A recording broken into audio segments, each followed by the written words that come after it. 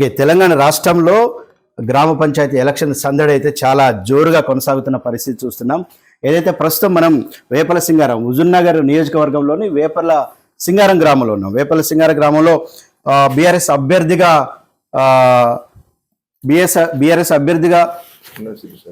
అన్యం శిరీష కొండారెడ్డి గారు ఉన్నారు. బీఆర్ఎస్ అభ్యర్థిగా వారు తమ గెలుపు కోసం విశ్వ ప్రయత్నాలు చేస్తారు. ఏదైతే గ్రామంలో ఎలాంటి సమస్యలు ఉన్నాయి, గ్రామంలో గ్రామ అభివృద్ధి కోసం వాళ్ళు గతంలో ఎలాంటి ప్రయత్నాలు చేశారో, ప్రస్తుతం ఎలాంటి హామీలు ఇస్తున్నారో తెలుసుకునే ప్రయత్నం చేద్దాం.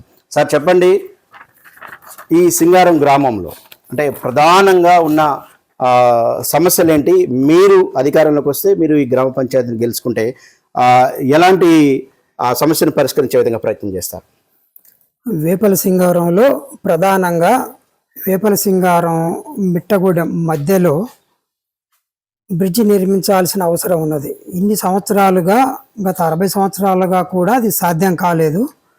దానిని ఈ వీలైనంత తొందరలో అధికారంలోకి వచ్చిన వెంటనే, గ్రామ పంచాయతీ ఎలక్షన్లు అయిన వెంటనే దాన్ని నిర్మింపజేసే ఆలోచనలో ఉన్నాం.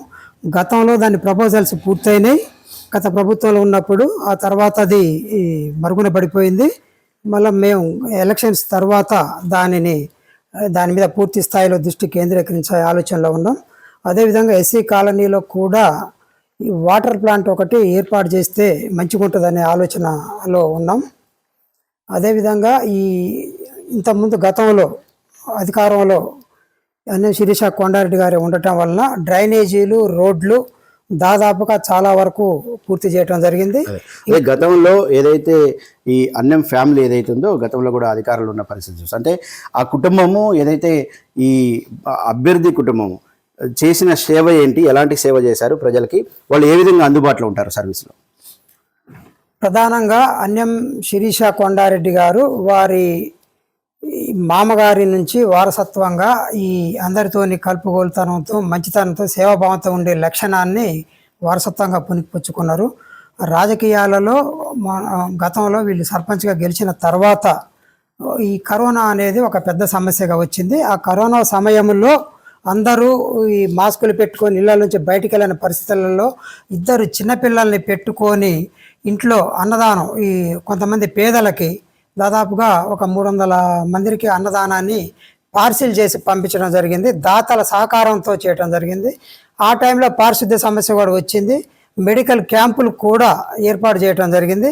వారికి కూడా భోజన వసతి సౌకర్యాలు 15 రోజులు కూడా వాళ్ళు ఏర్పాటు చేయడం జరిగింది. తర్వాత ఫాగింగ్ మిషన్, దోమలు వస్తుందన్న ఉద్దేశంతో గ్రామ పంచాయతీలో అంతకుముందు ఎక్కడా లేవు, మున్సిపాలిటీలో మాత్రమే ఉండే. గ్రామ పంచాయతీలో మొట్టమొదటిసారిగా ఈ నల్గొండ జిల్లాలోనే, ఉమ్మడి జిల్లాలోనే ఫాగింగ్ మిషన్ అనేది ఏర్పాటు చేయడం జరిగింది. తర్వాత ఈ శ్మశాన వాటికలు, ఈ వైకుంఠధామాలు కూడా లేని పరిస్థితి. అక్కడ ఫస్ట్ మన మండలంలో మోడల్గా మన గ్రామం నుంచే వైకుంఠధామాన్ని కూడా నిర్మింపజేయడం జరిగింది. అదేవిధంగా ఈ చాలామంది ఈ ఫ్రీజర్ బాక్స్ లేక అంతకుముందు వేరే దగ్గర నుంచి 6,000కి అట్లా తీసుకొని రావాల్సి వచ్చేది. దానిని గుర్తించి ఎవరైనా మరణిస్తే వాళ్ళ కొరకని ఫ్రీజర్ బాక్స్ను కూడా రెండింటిని ఏర్పాటు చేయడం జరిగింది. ఆ తర్వాత వాటర్ సమస్య ఒకటి అప్పుడు ఉంటే మహ్యం సిమెంట్ వారి సహకారంతో వాటర్ ట్యాంకర్ని గ్రామ పంచాయతీకి ఇచ్చేటట్లుగా వారి పాలనా కాలంలో ఏర్పాటు చేయడం జరిగింది. ఇదే విధంగా వీరికి ప్రధానమైన ఉన్న వనరు ఏంటంటే టెంట్ హౌస్. ఆ టెంట్ హౌస్ గ్రామంలో ఉన్న ప్రజలందరికీ వేయడం జరుగుతుంది.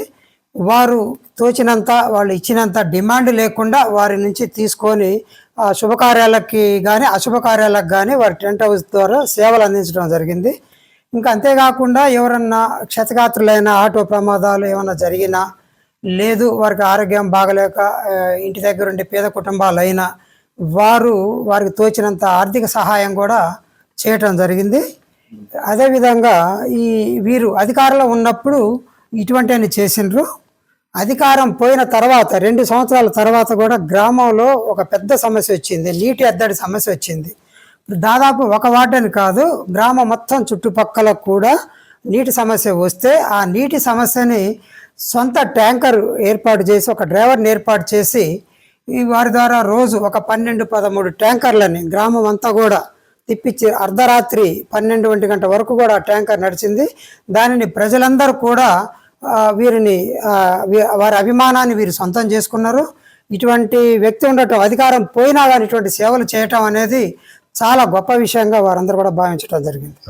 ఏదైతే కాంగ్రెస్ ప్రభుత్వం అంటే రేవంత్ రెడ్డి ప్రభుత్వం, కాంగ్రెస్ ప్రభుత్వం 6 గ్యారంటీల హామీ ఇచ్చి అధికారులు రావడం జరిగింది. ఈ 6 గ్యారంటీలు ఏ విధంగా ప్రజలకి ఉపయోగపడుతున్నాయో, ఒకవేళ ఎంతవరకు ఉపయోగపడుతున్నాయి, దాని గురించి ఒక వివరం చెప్పండి. ఇది ప్రజలందరికీ తెలిసిన విషయమేనండి. గత శాసనసభ ఎన్నికల ముందు వారు ఈ 6 గ్యారంటీలని ప్రధానంగా ప్రజల్లో చర్చకు పెట్టడం జరిగింది.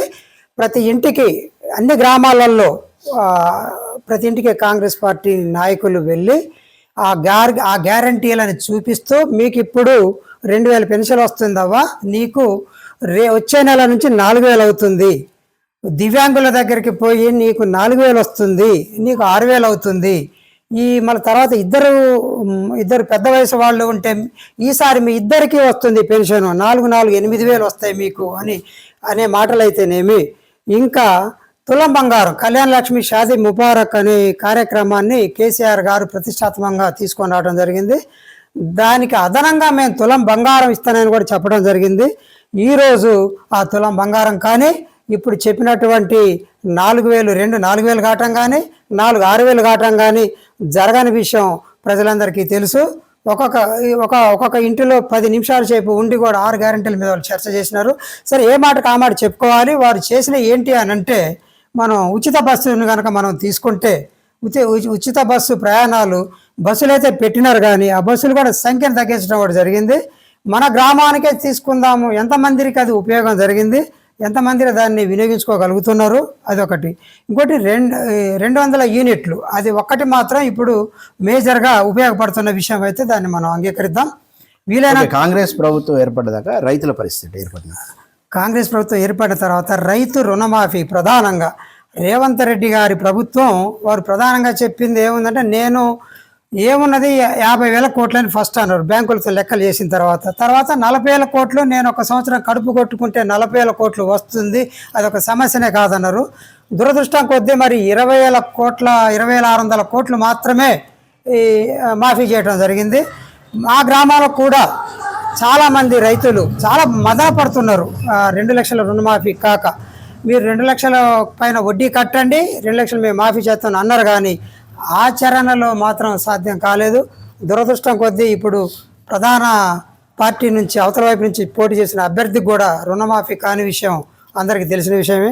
చాలామంది రైతులు అట్లా మదన పడుతున్నారు, వారందరూ కూడా బాధపడుతున్నారు, వాళ్ళందరూ కూడా గుర్తిస్తున్నారు ఈ సమస్యని. వీరు కనీసం అందరికి తలా కాంగ్రెస్ పార్టీ ఏర్పడిన తర్వాత రైతుల కష్టాలు ఎట్లున్నాయి చెప్పండి. రైతులు లబ్ధి పొందారా, పొందలేదా, ఎలాంటి కష్టాలు అనిపిస్తుంది? ప్రధానంగా చెప్పాలంటే యూరియా సమస్యను చెప్పుకోవాల్సి వస్తుంది. యూరియా సమస్య వచ్చినప్పుడు గతంలో ఈ పరిస్థితి ఏనాడు లేదు. ఈ లైన్లో నిలబడే పరిస్థితి, చిట్టీలు రాసే పరిస్థితి, చిట్టీలు రాస్తామని చెప్పులు పెట్టే పరిస్థితి ఈ మండలంలో వచ్చింది.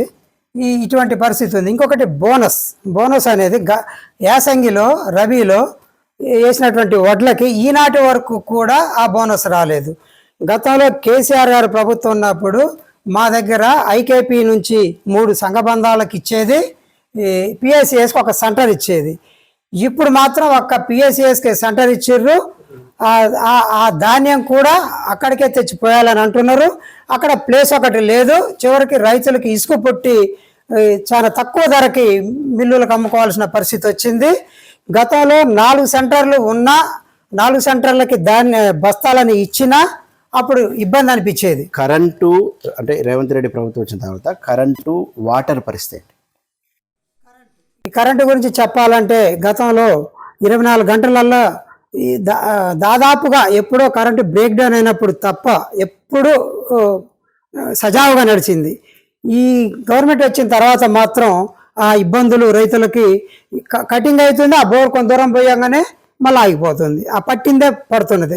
ఒక అదృష్టం ఏంటంటే సాగర్ కెనాలు వర్షాలు బాగా పడి సాగర్ కెనాల్ రావటం వల్ల ఆ ఇబ్బంది ఇప్పుడు పెద్దగా కనిపించట్లేదు. ఓవరాల్గా అంటే మీరు చెప్పండి, ఈ గ్రామ ప్రజలకి, సింగారం గ్రామ ప్రజలకి మీరు అధికారులు రావటం కోసం ఏం చెప్తారు? గత 5 సంవత్సరాలు సర్పంచ్ పదవి చేసినప్పుడు గ్రామ ప్రజలకి మేము చాలా సేవలు అందించాం. మళ్ళీ సర్పంచ్ అయినా కానీ అదే సేవలు అందిస్తాం. మా సేవల కోసమైనా వాళ్ళు మమ్మల్ని ఓటేసి గెలిపిస్తారని మేము అనుకుంటున్నాం. గుర్తు చెప్పు. మాది అన్నం శిరీష కొండారెడ్డి అండి. మాది ఉంగరం గుర్తు. మా ఉంగరం గుర్తుపై మీ అమూల్యమైన ఓటు వేసి మమ్మల్ని గెలిపిస్తారని కోరుకుంటున్నాం. ఇది పరిస్థితి. ఏదైతే గతంలో వీళ్ళు అధికారులు ఉన్నప్పటికీ అనేక రకాల సమస్యలు, అంటే గ్రామంలో ఎలాంటి సమస్యలు అన్ని సమస్యలని పరిష్కారం చేసే విధంగా, అదేవిధంగా ప్రజలకి అన్ని రకాలుగా అందుబాటులో ఉంటూ, ప్రజలకి ఇక్కడ లోకల్లో ప్రజలకు అనేక సమస్యలు వస్తుంటాయి. ఇక్కడ ఆ సమస్యలను ఏ విధంగా తీర్చాలి, వాళ్ళకి ఏ విధంగా సహాయపడే విధంగా, అంటే అన్యం కుటుంబం ఇప్పుడు పోటీ చేస్తున్న వారు కావచ్చు, వారి గతంలో వారి ఫ్యామిలీ కావచ్చు, వీళ్ళందరూ కూడా ప్రజలకి సర్వీసు దోహదపడే విధంగా ప్రజలకి అందుబాటులో ఉంటూ ఆ సర్వీస్ అందిస్తున్న పరిస్థితి. ఏదైతే అంతేకాకుండా కాంగ్రెస్ ప్రభుత్వం 6 గ్యారెంటీల ప్రకటన, 6 గ్యారెంటీలు ప్రజలకు ఏ విధంగా, అంటే ఈరోజు రైతులు ఏ విధంగా కష్టాలు పడుతున్నారు, రైతుల యొక్క కరెంటు పరిస్థితి ఏముంది, రైతులకి వాటర్ పరిస్థితి ఏముంది, యూరియా కట్టల పరిస్థితి ఏముంది, అంటే ఏ విధంగా ప్రజలు కాంగ్రెస్ ప్రభుత్వం వచ్చిన తర్వాత ఇబ్బంది పడుతున్నారో తెలుపుతున్న పరిస్థితి చూస్తున్నాం. కెమెరా పర్సన్ రామచందర్తో సంజీవ్ రాజ్, KTV.